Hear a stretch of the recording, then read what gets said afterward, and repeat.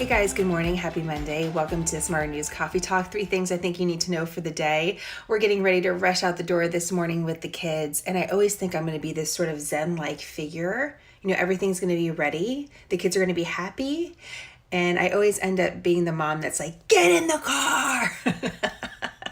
So I'm hoping to avoid that today, and wanted to make sure that we had our chance to chat before that all goes down. So good to see you guys. Here's 3 things I think you need to know today. One story I want you to have on your radar is what's going on between Russia and the United States. What is exactly happening? Well, just over the last week, there's been a couple of incidents between our two militaries. The most recent happened on Friday between our ship and a Russian ship in the Philippine Sea, where the Russian ship got very, very close to us. Previously in the week, there was an incident with aircraft where a Russian fighter jet got very close to one of our planes.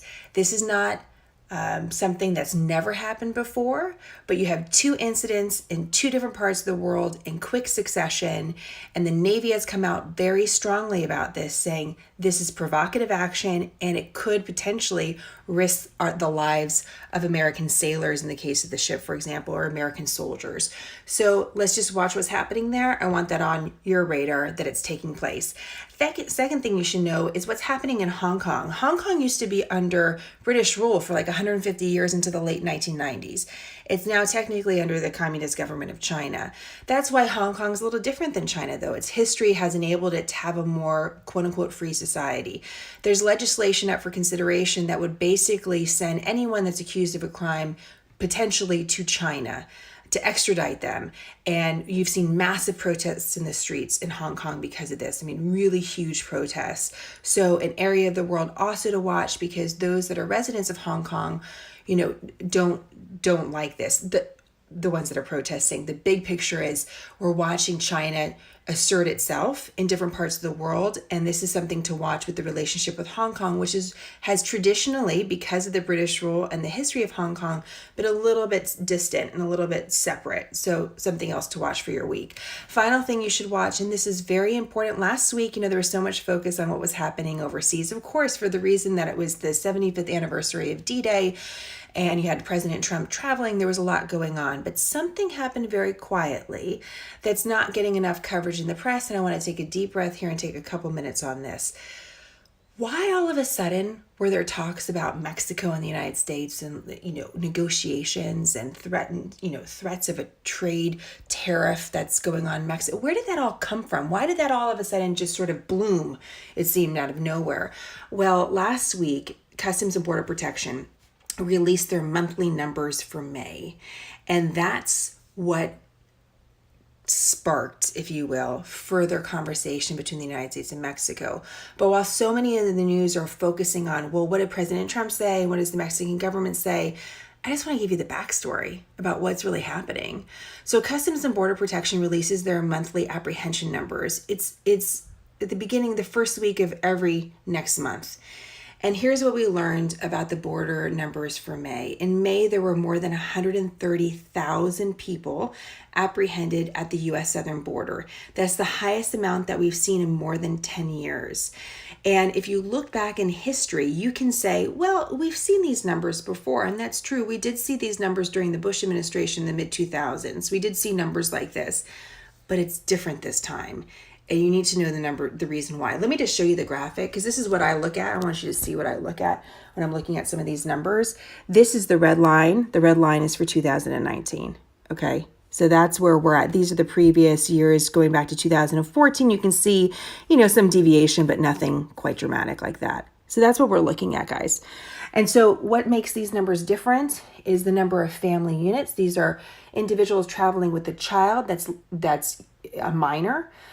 And the number of unaccompanied children. That can be very misleading and as a term, because we're talking about minors that are 17 and younger, mostly the majority of which are teenage boys. So something like 70% of the people apprehended at the U.S. southern border are either family units now or unaccompanied children. We've never seen that before. So that is new. That is very new, and I need you to know that.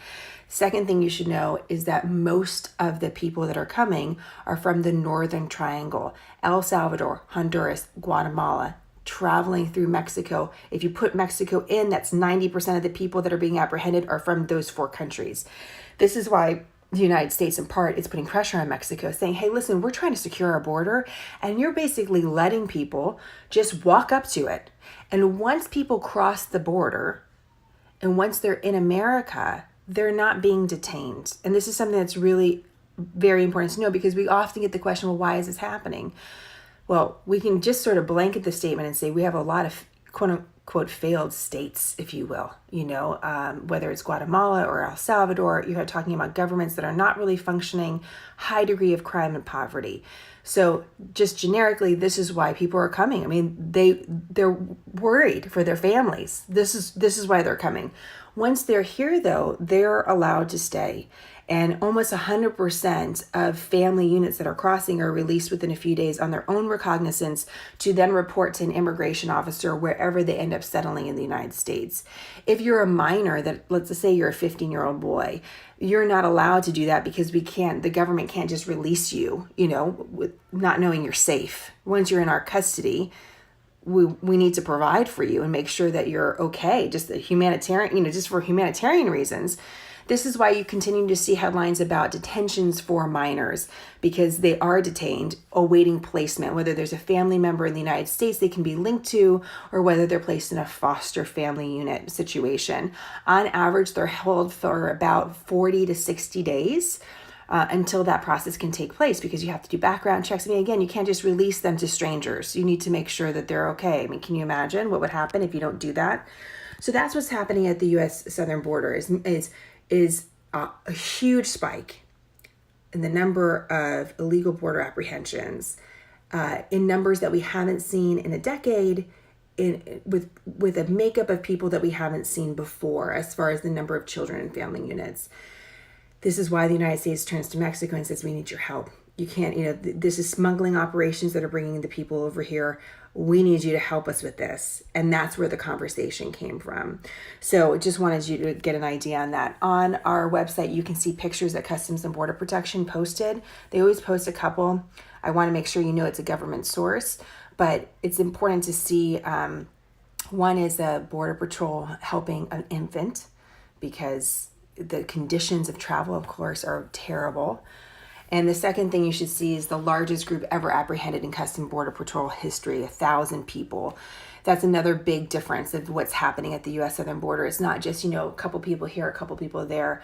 You're seeing large groups, bigger than 100 people per group, cross the border together. And in one case, more than 1,000 people cross the border together. Again, once they're across, most are being processed and then just released. And that's because Border Patrol is not like your local sheriff department. They're not going to hold people. And the penalty for crossing the border illegally, really could get you up to 6 months in prison. It's a federal misdemeanor with not high punishment. So that's our own laws. That's our own system that in some ways is creating another dynamic for us to work with, because, these are the laws, and people know what the laws are. And so once you're across the border, you're here. And so I want you to have an idea of what's going on there. Let me just take a quick check in my notes. I wanted to make sure that you had this one final note. You are going to see, if you haven't seen already, stories about the Trump administration stripping away programs like English lessons for the kids that are detained, and not letting them play soccer anymore, for example. These are the headlines I saw, and I was like, wait a minute, let me read a little bit into this. We are in unprecedented times. The children are being held in centers that have never been set up for this sort of flow of children. Because of that, we're having to go to Congress to ask for money. This is under Health and Human Services, by the way. Okay. Health and Human Services is providing these resources, but it's at a really high number. So they need Congress to give them more funding. The White House asked for more funding in a recent emergency bill, and Congress stripped out that funding because they couldn't agree on a number. This is why some programs are being pulled back in these detention centers, because they're trying to reserve funds, because they have to provide basics to the children, food and clothing and, place to sleep. And if that means that they have to take away, the soccer coach or the English teacher, that's what they're starting to do. They have until the end of this month before funding could run out. So something else to watch as far as what's going on in Washington, D.C. So that's your start to your week. I hope you guys have a great day. I'm going to run, and let us know if you have any other stories you'd like us to check out. info@smarternews.com, or always direct message us on social media. We love hearing from you guys. Talk to you later.